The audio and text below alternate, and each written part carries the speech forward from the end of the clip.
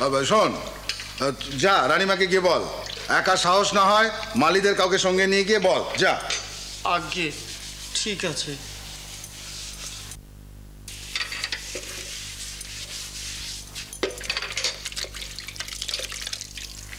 ও মেয়ে শোনো। আমি কর্তাবাবু? হ্যাঁ হ্যাঁ তুমি। সেদিন কে যেন বলছিল যে তুমি লাল শাক রেঁধে বাড়ি থেকে এনে ছোট বাচ্চাকে খাইয়েছিলে। কি হলো, কথা কানে যাচ্ছে না?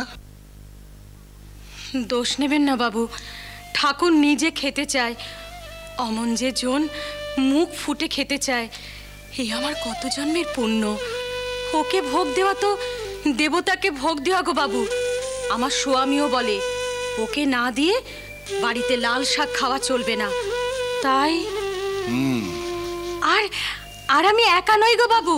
তোমার দলে আর কে কে আছে? ওই আমাদের বাগানের মালি, ওর বউ একদিন এঁচোড়ের তরকারি রেঁধে ঠাকুরকে খাইয়েছিল।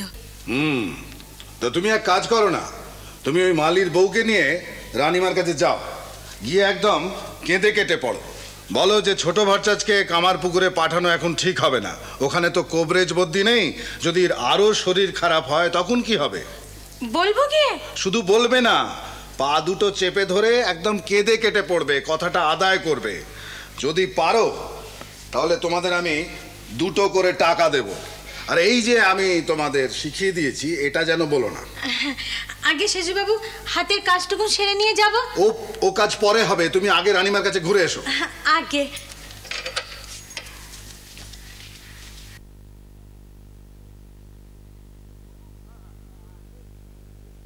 বাবু। হ্যাঁ হ্যাঁ আগে গেছিলাম। গিয়েছিলে? আগে হ্যাঁ। তো কি বললেন? আগে শুনলেন। শুনলেন? হ্যাঁ। কিছু বললেন না? আগে হাসলেন। আমি বললাম, ও বলল।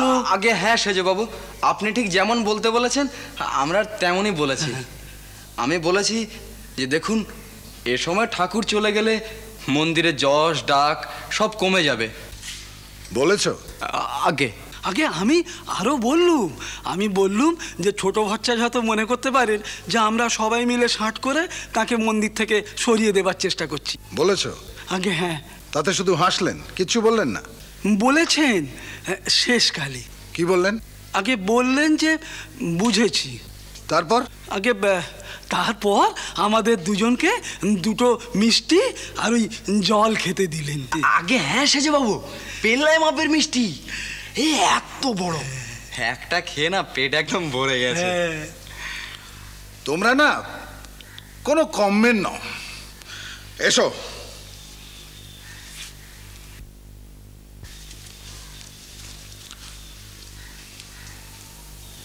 তোমাকে নিয়ে কি করি বলো তো? মা যে তোমার তরোয়াল দিয়ে তোমারই নাক কাটছেন। আমার অদৃষ্ট। আচ্ছা তোমারই বা কি এত? জনে জনে লোক পাঠাচ্ছ মার কাছে, এতে তো মা আরো খারাপ পাবে। এমনিতেই বড়দিদি কত কথা বলে, তার উপর তোমার ঠাকুরকে এখানে ধরে রাখার আপ্রাণ চেষ্টা, এই 2 মিলিয়ে মানুষজন যে 2 2 4 করবে গো। দেখো ছোট, আমার জীবনটা কিন্তু তোমাদের বাড়িতে বন্ধক রাখা হয়নি। কি বলছো? হ্যাঁ ঠিকই বলছি। তোমার দিদি বা কেউ কি বললো না করলো সে ব্যাপারে আমার কোনো মাথা ব্যথা নেই। আরেকটা কথা, সেটা হলো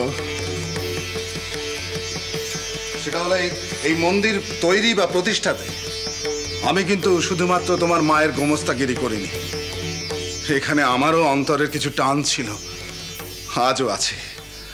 ছোট ভট্টাচার্যকে আমি কিন্তু তোমার মায়ের দৃষ্টি দিয়ে দেখিনি। আমার চোখের পর্দাতেও এই জগতের সমস্ত আলো অন্ধকার ধরা পড়ে, সব ধরা পড়ে।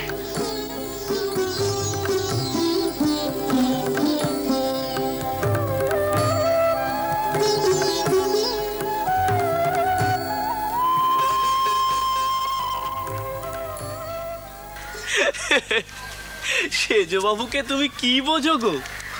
রাজা, জমিদার? মোটেও না। তবে উনি হলেন রাজর্ষি। রাজর্ষি? আর রানীমা? সে তো মায়ের সখী গো। মায়ের সখী? হ্যাঁ গো। হোক, সে যাই হোক গদাই, তাতে আমার কিচ্ছু আসে যায় না। তোকে আমি নিয়ে যেতে এসেছি, তুই আমার সঙ্গে ফিরে যাবি, চল। সে কি গো, এসব ফেলে এখান দিয়ে কেমন করে যাই বলো দেখিনি? তার মানে এ তুই কি বলছিস গদাই? কেন গো? বারে, সেখানে তো নিজের ঘর বাড়ি, বাপের ভিটে।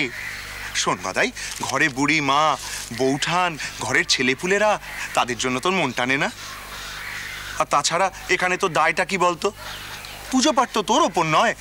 সারাটা দিন এই বন জঙ্গলের পাট থেকে মন্দিরের চাতাল খালি গড়াগড়ি খেয়ে দিন কাটাচ্ছিস।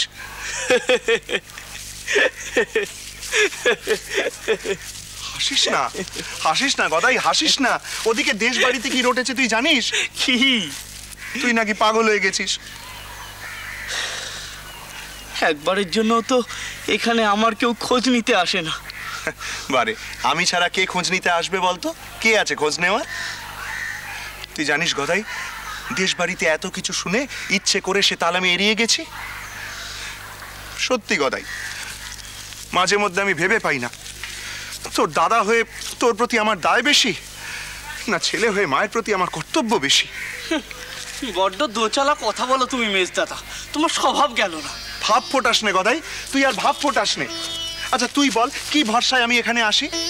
যদি এসে দেখি সত্যি সত্যি তুই পাগল হয়ে গেছিস, তখন তখন তোকে নিয়ে গিয়ে গায়ের বাড়িতে কোথায় থান পাতাবো আমি? সত্যি গদাই, মাঝে মধ্যে আমি ভেবে পাই না তোর দাদা হয়ে তোর প্রতি আমার দায় বেশি, না ছেলে হয়ে মায়ের প্রতি আমার কর্তব্য বেশি। বড্ড দোচালা কথা বলো তুমি মেজদাদা, তোমার স্বভাব গেল না। ভাব ফোটাস নে গদাই, তুই আর ভাব ফোটাস নে। আচ্ছা তুই বল, কি ভরসায় আমি এখানে আসি? যদি এসে দেখি সত্যি সত্যি তুই পাগল হয়ে গেছিস, তখন তখন তোকে নিয়ে গিয়ে গায়ের বাড়িতে কোথায় থান পাতাবো আমি? ওদিকে ঘরের দশা জানিস? ঘরের দশা, পরদাদা বৌঠান দুজনেই চলে গেল। তাদের মা বাপারা ছেলেটা দিন রাত মুখ চেপে ঘুরে ঘুরে বেড়ায়, আর মায়ের বুকটা ধুধু করে। তবু তো মায়ের শান্তি যে তুই কলকাতায় রানী রাসমণির কোলে আছিস। এখানে হলধারী দাদা হৃদে ওরা দুজনে আছে, বদলে তোকে নিয়ে গিয়ে মায়ের কাছে হাজির করলুম। বললুম, নাও মা, তোমার আরেক ছেলে পাগল হয়ে ফিরে এসেছে। তাতে মায়ের মনে শান্তি খুব হতো না রে, খুব হতো। এখন এসেছো কেন? কেন আবার? এখানে ডেকে আনলে তাই? ওরা খবর পাঠিয়েছিল বুঝি? তবে কি, তবে কি? লোক গিয়ে মায়ের কাছে বলতেই তো মার মন একেবারে কেঁদে উঠেছে। শোন, মা পরিষ্কার বলে দিয়েছে তোকে নিয়ে তবে ফিরতে তুই আমার সঙ্গে যাবি। গদাই শোন বাবা, শোন, দেখ দেখ, জানাজানি যখন হয়ে গেছে তখন তো লুকোচাপা করে কোনো লাভ নেই। আর তাছাড়া তুই কেন বুঝিস না? তুই যে এখানে থাকিস, ওদের ভার হয়ে থাকিস, ওরা চায় না। গদাই, এই গদাই, এই গদাই কোথায় যাচ্ছিস? গদাই শোন, গদাই, এই দেখো চলে গেল গদাই।